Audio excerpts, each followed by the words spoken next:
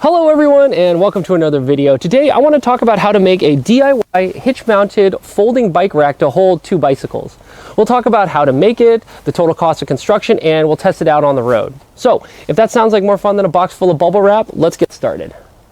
So if you've been following along, you'll know that I'm working to turn my 15-passenger 148-inch wheelbase Ford Transit into a family adventure van. And one of the first things I wanted to do was carry bikes externally. Now, my van already has a 2-inch hitch on the back, so I started looking at some hitch-mounted bike racks. Now, it turns out there's a ton of different choices, like, for example, you've got things like the Kuat NV 2.0, the 1-Up heavy-duty double, the Yakima Raptor tray, the Yakima hold-up, and on and on and on. Pretty much every manufacturer seems to make a hitch-mounted bike carrier. Now, while all of these would definitely accomplish the goal of carrying bikes externally, you'll notice they're also somewhat expensive. These models that I was looking at were anywhere between $500 and $700, and at the end of the day, all of these are just a way to carry bikes using the hitch of your vehicle. So, me being sort of a cheapo and not wanting to spend so much money on a bike rack, I decided to see if I could put something together with similar functionality but at a much lower price point. Now it turns out I already have a 60-inch folding cargo carrier that plugs into my hitch. If you're interested in learning more about this particular cargo carrier, feel free to click on the card in the upper right portion of the screen. So with this cargo carrier already in place, all I need to do now is find some way to attach bikes to the cargo carrier. Alright, so on my other cars, I also have roof-mounted bike racks, and these are, you can see 1, 2, 3, 4 of them. These are those great, they're Yakima Raptor racks, and they're awesome. I love them because you don't even have to take the front wheel off. The bike is fully assembled, and look at this, it holds little bikes with training wheels, medium bikes, and full-size bikes, no problem. So they're also really easy to take off. So for example, with this one, I already removed the 3 bolts, so this thing will just pop right off. So why don't I go ahead and let's try to use this for our DIY van rack. So with the base components identified, it was time to just put everything together. So the first thing I did was run over to Home Depot and get a 1.5-inch aluminum angle piece. So this was about 36 inches long and cost me around, $15. So I used my miter saw and an abrasive cutting wheel to cut it to the size of the carrier. Now, because I use an abrasive cutting wheel, it doesn't actually make the cleanest cut. So I had to then use a grinding wheel to clean up the edges and sand it down a little bit. So after it was clean, I drilled holes in the angle piece to mount the Yakima Raptor racks to the angle, as well as mount the angle to the cargo carrier. Once I had the holes drilled, I had to actually make a few custom cuts so that the Raptor rack arms and mount points would fit on the aluminum angle. And luckily, this piece was made out of aluminum, so it was actually fairly easy to cut with just a simple jigsaw with a metal cutting blade. So once the holes were drilled and the cuts were made, it was time to get it prepped for painting. I ended up sanding it down a little bit to roughen up the surface to let the paint adhere a little bit better, and then I wiped everything down with some rags and a tack cloth to remove any of the particulates. After that, I then covered everything, including the bolts and other hardware, with a few coats of weatherproof enamel spray paint. Once the paint was dried, I bolted the aluminum angle to the cargo carrier on the driver's side, and that's actually going to be important a little bit later. So in order to mount the bike trays to the cargo carrier, I ended up needing to buy a few extra long carriage bolts. I'm pretty sure these were 5/16 by 18 by 2-inch long bolts, but don't actually quote me on this. The only issue was that the head of the carriage bolt doesn't quite fit in the tray. And I'm sure Yakima did this by design, so you can't just go buy hardware off the shelf and you'd be forced to purchase it directly from them. Well, screw that. I just ran over to the grinding wheel and ground down the head of the bolt until it fits. Ha! Take that, Yakima!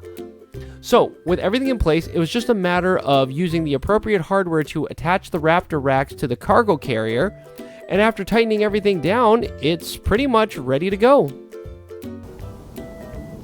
All right, so here's what it looks like from the back. I've got 2 bikes on it. It's pretty reasonable. You can definitely see that it hangs over on the driver's side a little bit. So I guess if we look up the side of the van, you can kind of see that the tires, the front tires of these 2 bikes, they stick out, I don't know, 6-8 inches past the driver's side, which is not too bad. I guess it's similar to what the front mirror does. So I don't think there's actually too much overhang. We'll check this with another mountain bike in a second.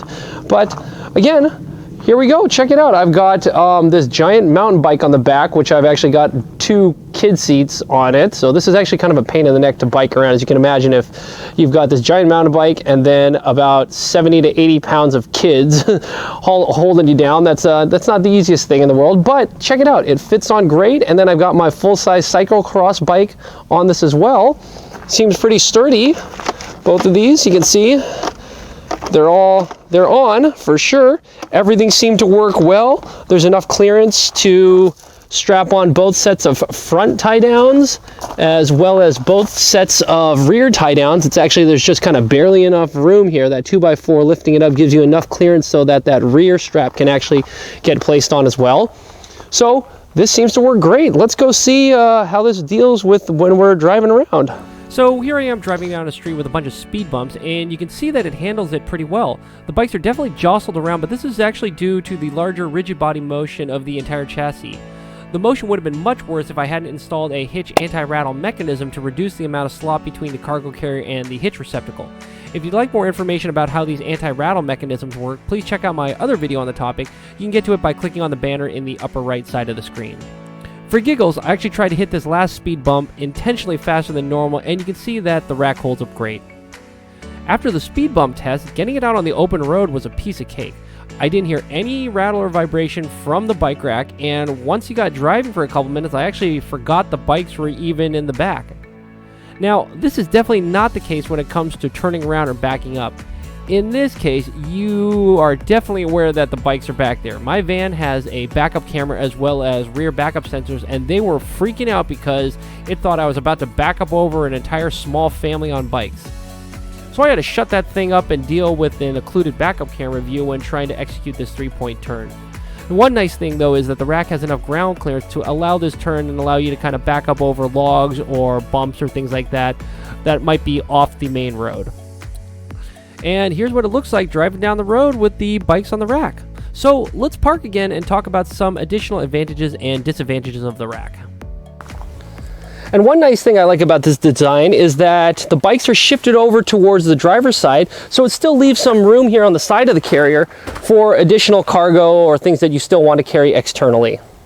So it's not all roses and butterflies. One of the problems with shifting everything closer to the driver's side of the car is that it doesn't work for all bikes. So for example, take a look at this full suspension mountain bike that I've got loaded on, and in particular, look at the front wheel. The front wheel is actually sticking out, you know, almost 1.5 feet past the driver's side of the van. So I don't think I would be comfortable carrying a mountain bike in this fashion because effectively that front wheel is going to be out in the opposing lane of traffic, which is, I guess, better than if you had it on the passenger side where it might be clipping pedestrians or things like that. But long story short, this bike rack is not going to work for carrying these types of bikes because the bike isn't safely behind the vehicle. It sticks out too far. While we've got some bikes on the rack, let me show you one of the problems with this system. Namely, that's when you try to open the rear doors with the bikes on. And you can see right now, this is about as far as I can open it. There's about a 6-inch gap. So maybe you could snake your way in and grab it or maybe shove a kid through this, but otherwise you've effectively cut off the entire rear access to the van if you're using this bike rack system. This might be an excellent time to plug our other video where we're going to talk about using a swing away hitch mount system to get around this problem. All right, so tell you what, why don't we go ahead and take off the bikes and see if we still have this problem. All right, and without bikes, the clearance is just about perfect, meaning if I try to open this door, you'll see I'm going to contact the strap slightly. And the driver's side door, it's going to almost barely kind of scrape on top of this, but it'll open. There you are. So it's able to fully open both doors with the bike rack on. All right, let's see how we do if we try to fold this up. So I'm just going to go ahead and try to fold up the cargo carrier into the upright position, and crud. Unfortunately, we have a problem. You can see that the Raptor rack actually contacts the base of the ladder, so we're not able to fold up the cargo carrier all the way into the upright configuration when we've got the bike racks mounted. That being said, if you watched our video discussing this ladder, you know that this ladder is actually repositionable and movable. So if I were to move it to, say, the passenger side, I think you probably would have enough clearance to fold this up. But that's more hassle than I think it's worth, and I actually don't end up needing to pull this in the upright configuration very often. So I think I'm just going to live with the fact that this has to be down in the lowered position if I'm going to use it as a bike rack. So let's take a moment to summarize the cost of the project, which is actually the best part of this entire thing. Since I was able to use a lot of existing hardware, I only had to spend around $45 on items like the aluminum angles, some wood, miscellaneous hardware, spray paint, and the Hitch anti-rattle system. So this overall cost is actually, right, it's like an order of magnitude better than just buying the rack off the shelf.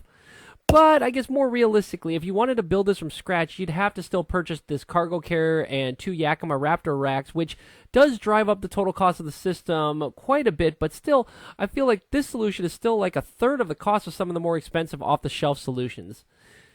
However, it ended up taking me around 11 hours to build, so I guess if you factor in your time, these savings, I guess, aren't quite so attractive. But nevertheless, this was a really fun project to work on. I've used it already on several trips, and it's held up great so far. So to summarize, I was really pleased how well this worked out and how easy it was to take a folding hitch-mounted cargo carrier and convert it into a bike rack. That being said, this bike rack still only does carry just 2 bikes, and I'd like to be able to carry somewhere in the neighborhood of 6 bikes total, which is why my next DIY project is trying to build a custom roof rack for the van so I can carry bikes, equipment, solar panels, and other junk up top. So I hope you enjoyed the video, and if so, I also hope you'll consider subscribing to the channel, as we're going to have a lot more discussions about van conversions and related topics in the future. Surprisingly, if you just scroll down a little ways and just click on that subscribe button, it really does help me continue making these videos. So with that being said, I hope to catch you at one of these future discussions. I'll talk to you later. Bye.